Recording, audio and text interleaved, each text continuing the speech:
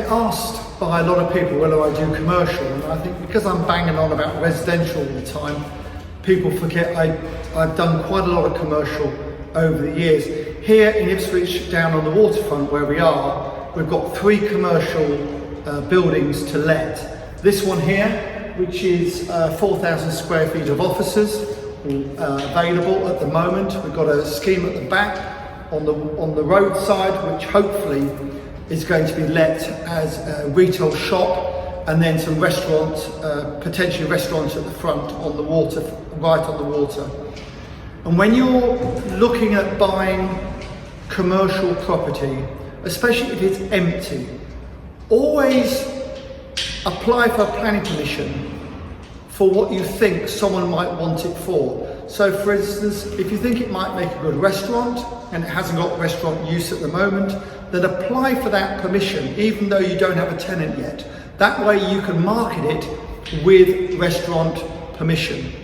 And don't forget, you haven't just got to go and get one planning permission, you can get a whole host of them. So you can get one for a restaurant, takeaway, offices, shop, all sorts of different things. So anticipate who might rent that property off you first, and then go and get that permission.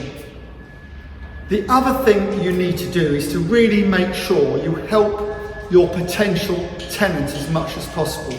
So if you want, for instance, 15,000 a year rent, and they're struggling to pay that rent as a starting rent, why don't you start off at 12,000?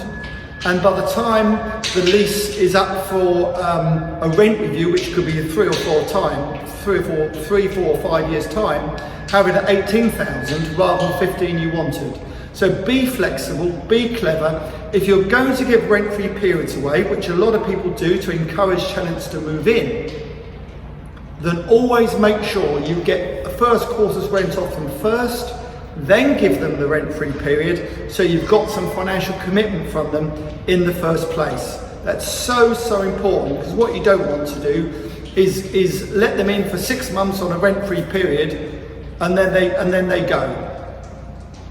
So please make sure that when you do that, offer them a rent-free period if that's what you need to do, but make sure that they pay some rent up first. And don't forget, you need to work with these tenants to help them be successful, because really, while you're sitting at home or in a coffee shop or abroad, it's them who are opening the shop every day so they can afford to pay your rent. So help them as much as you can.